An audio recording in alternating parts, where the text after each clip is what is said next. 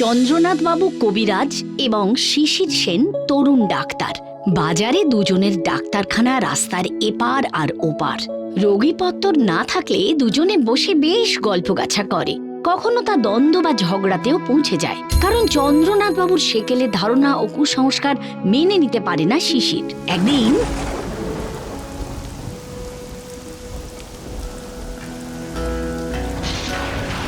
কি হে শিশির, চা চলবে নাকি? হ্যাঁ, তা মন্দ না। যা বৃষ্টি নেমেছে তাতে সহজে বেরোতে পারবো বলে তো মনে হচ্ছে না। নগেন, এই নগেন, ওরে একটু চা খাওয়াতে পারিস বাপ? আনছি। হ্যাঁ, যা বলছিলেন, কি জানো, আত্মা দেহ ছেড়ে? না ভাই, তোমরা একালে ছেলেপুলে, ওসবে তোমাদের বিশ্বাস নেই। আরে বলুনই না, শুনতে তো আপত্তি নেই। আসলে মানুষের জীবন ও মৃত্যু অদ্ভুত রহস্যময়। আত্মা মরে না, সে অমর। আচ্ছা, তাহলে আপনি কবিরাজি করেন কেন? দেহ অমর নয়, তাই। তো এই উপলব্ধি কি আপনার কবিরাজি করতে গিয়ে হয়েছে? অবশ্যই। শোনো তবে একবার,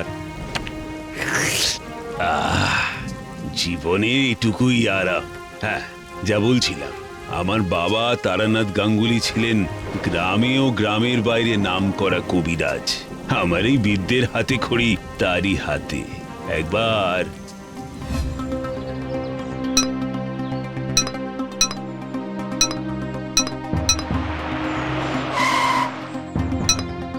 নমস্কার, আমি হরিচরণ পাকরাশি, রামচন্দ্রপুরের জমিদার। আমার ছেলে অসুস্থ। আমি কবিরাজ তারানাথ গাঙ্গুলির নাম শুনে এসেছি। ওনাকে একবারটি আমার সাথে যেতে হবে। কিন্তু বাবা তো দেখছেন বিছানা নিয়েছেন। সে কি তাহলে?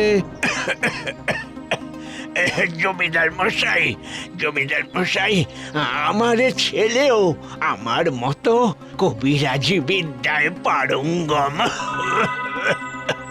আপনি ভরসা করে ওকেই নিয়ে যান। আচ্ছা বেশ, তবে তাই হবে। বাইরে আমার গাড়ি দাঁড়িয়ে আছে। আমি সেখানে অপেক্ষা করছি, আপনি আসুন।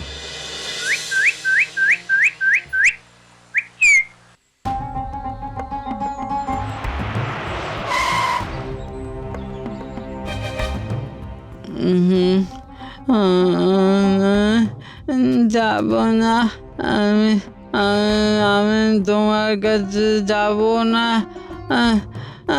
যাব না। বুঝলে শিশির, রোগীর অবস্থা দেখে আমি তো ভয় পেয়ে গেলাম। তবু মনের জোর এনে বললাম, পেট ফাঁপা, বুকে সর্দি কাশি, নাড়ির গতি ক্ষীণ, তারপরে আবার ভুল বকা। না, লক্ষণ মোটেই ভালো নয়। যে করেই হোক আমার ছেলেটাকে সারিয়ে তুলুন। আপনার যা লাগবে আমি দেব।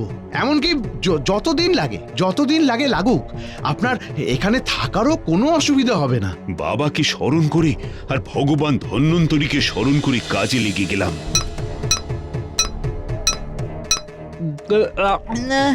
আমার লাগছে, আমার কষ্ট হচ্ছে, ছেড়ে দাও, আমার ছেড়ে দাও। এসব কি বলছো জমিদার মশাই? হয়তো কোনোভাবে খেলতে গিয়ে লেগেছে। বাচ্চা তো, বুঝতেই পারছেন। তাহলে সর্ষের তেল গরম করে আনুন, আর একটু জল ও কাপড়, মাথায় জলপট্টি দিতে হবে।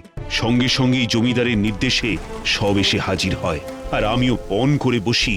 এর শেষ দেখেই ছাড়বো। আপনার ঘুম পেলে শুতে চান, আমি আছি।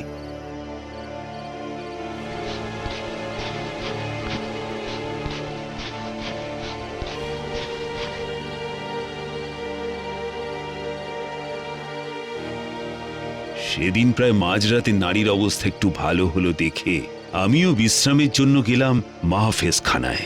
মাহফেজখানার সামনেই একটা বাগান আর বাঁধানো পুকুর, বেশ খোলা মেলা, ভালোই লাগলো। তারপর বিছানায় সাদা ধপধপে চাদর, দুটো বড় তাকিয়া, চমৎকার বিছানা। একটু পরেই কে খাবার এনেছি। বুঝলে শিশির, সে একেবারে জমিদার ভোগ। আর আমার খিদেও পেয়েছিল খুব। দাসী খাবার দিয়ে যাওয়া মাত্রই নিমেষে খেয়ে নিলাম সব। খেয়ে দে একটু বাইরে পায়চারি করছি, এমন সময় দেখি জ্যোৎস্নালোকিত পথ দিয়ে একজন সাদা কাপড় পরা স্ত্রীলোক এগিয়ে আসছে। কি এত রাতে একা একটা মেয়ে? কে ইনি? আমলাদের বাড়ি থেকে হয়তো কোনো স্ত্রীলোক রোগীকে দেখতে এসেছে হবে, কিন্তু এত রাতে একা? হয়তো জমিদারি নিয়ম কানুন, কিছুই বলা যায় না। কিছুক্ষণের মধ্যেই আমার ডাক পড়ল জমিদার বাড়িতে। বললে রোগীর অবস্থা ভালো নয়, তক্ষুনি যেতে হবে। আমি ব্যাগ নিয়ে ছুটলাম, গিয়ে দেখি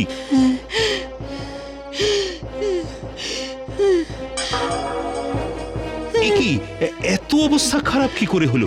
ঘন্টা দেড়েক আগেই তো দেখে গেছি বেশ আরামে ঘুমোচ্ছে, জ্বর নেমে গেছে, কিন্তু এখন তো দেখছি চোখ জবা ফুলের মতো লাল, নাড়ির অবস্থাও খারাপ। কিন্তু হলো কি করে? জানি না আমিও ওই চেয়ারে একটু ঘুমিয়ে পড়েছিলাম, হঠাৎ শুনি শ্বাস টানার শব্দ, তাই দৌড়ে আপনাকে ডাকতে পাঠালাম। আমি অত সহজে দম্বার পাত্র নই, এটে বসে রইলাম ঘন্টা দুই, ঘন ঘন ওষুধ, জলপট্টি আর তেল মালিশ। ব্যাস, রোগী চাঙ্গা। ভোরবেলা নিশ্চিন্ত হয়ে শুতে গেলাম ঘরে, আর এক ঘুমে বেলা 9টা। সারাদিন ভালোই কাটলো। সন্ধেবেলা গেলাম রোগীর ঘরে। আসুন কবিরাজ মশাই, আপনার রোগী তো বেশ চাঙ্গা, সবই আপনার হাত যশ। আরে না না, ওষুধেরই গুণ। বেশ বেশ, এ তো জ্বর ছেড়ে গেছে, আর আসবে না। নারীও স্থির। আজ দিনটা যাক, তাহলে নিশ্চিন্ত করে বলা যাবে ছেলে বিপদমুক্ত। বুঝলে শিশির, বড় বাড়ি ঘুরে এসে বাক্স প্যাঁটরা গোছাচ্ছি, কারণ এবার ফিরতে হবে। হঠাৎ জানলা দিয়ে দেখি দূরে মাঠের মধ্যে সেই স্ত্রীলোক এগিয়ে আসছেন। সারাদিনে তার কথা আর মনে ছিল না, কিন্তু তাকে দেখেই মনে হলো ইনি নিশ্চয়ই এদেরই কোনো আত্মীয়। দূর গ্রাম থেকে দেখতে আসেন ঘরের কাজকর্ম সেরে, কিন্তু একা আসেন কেন? কাল ওই মেয়েটি চলে যাবার পরই রোগীর অবস্থা খারাপ হয়েছিল। মনে মনে ভাবলাম যাকে যাক, খেয়ে দিয়ে ঘুমোই, আপাতত তো নিশ্চিন্তি। হঠাৎই কিসের শব্দ? আমি মুখ তুলে তাকিয়ে দেখি দরজা খুলে গেল। সেই স্ত্রীলোক একেবারে আমার ঘরের সামনে, বেশ সুন্দরী, ধপধপে শাড়ি পরা, 40-এর মধ্যে বয়স। আমি কিছু বলার আগেই সে হুকুমের সুরে বলল, শোনো, তুমি এই ছেলেকে বাঁচাতে পারবে না, তুমি বাড়ি যাও। কেন মা, আপনি কে? তিনি এক দৃষ্টে আমার দিকে তাকিয়ে বললেন, শোনো, আগুন নিয়ে খেলা করো না, একে আমি নিয়ে যাব। এ আমার ছেলে, ওর বাবা আবার বিয়ে করেছেন আমার মৃত্যুর পর। ওর সৎ মা ওকে দেখতে পারে না, বহু অযত্ন হেনস্থা করে, আমি সব দেখতে পাই। আমার স্বামী কিন্তু সে কথা জানেন না। আমি আমার ছেলেকে নিশ্চিত নিয়ে যাব, কাল রাতেই নিয়ে যেতাম, কিন্তু তোমার জন্য পারিনি। তুমি চলে যাও, তুমি চলে যাও এখান থেকে। আমি সাহস নিয়ে অতি কষ্টে বললাম, মা, আমি বৈদ্য, আমার ধর্ম প্রাণ বাঁচানো। আমার ধর্ম থেকে আমি বিচ্যুত হব না কখনোই। আমার প্রাণ যায় সেও স্বীকার। একটা প্রস্তাব দেব মা? বলো। আমি জমিদার বাবুকে সব খুলে বলি, যাতে তিনি ছেলেকে চোখে চোখে রাখেন বা কোনো বোর্ডিং স্কুলে পাঠিয়ে দেন। দরকার হলে সে ব্যবস্থা আমি করব, কিন্তু দয়া করে এই যাত্রায় আপনি ওকে নিয়ে যাবেন না। যদি আবার ওর উপর অত্যাচার হতে দেখেন, তখন নিয়ে যাবেন, তখন আমি আর বাধা দিতে আসবো না। বেশ, তাই হবে। তবে মনে রেখো, ভালো ব্যবস্থা না হলে আমি কিন্তু ওকে নিয়ে যাবই। ভেতর থেকে আবার ডাক এলো, রোগীর অবস্থা খারাপ, তবে এবারে কিন্তু সামান্য শুশ্রূষাতেই ছেলেটি চাঙ্গা হয়ে উঠল। পরদিন সকালে গেলাম জমিদারের কাছে। কিছু মনে করবেন না জমিদার বাবু, আপনি ভবিষ্যতেই ছেলেটিকে বাঁচাতে পারবেন না। মানে আপনি জানেন না, এই ছেলেটির উপর তার সৎমা বড় অবিচার করেন, তাই কাল ওর মা এসেছিল নিতে। তারপর জমিদার বাবুকে সব খুলে বলতেই জমিদার বাবু হাউ হাউ করে কেঁদে ফেললেন। আমি কিছু কিছু জানি, এবার থেকে আমি ওকে আর চোখের আড়াল করব না। দরকার বুঝলে বোর্ডিং স্কুল তো রইলই। বেশ, এবার তবে নির্ভয় থাকুন, আপনার ছেলে সেরে গিয়েছে। আমি কাল সকালে ওকে যথাযথ পথ্য দিয়ে বিদায় নেব। সেরে উঠলো একদম। আর কোনোদিন দেখেছিলেন ওই বাচ্চাটার মাকে? কোনোদিনও না।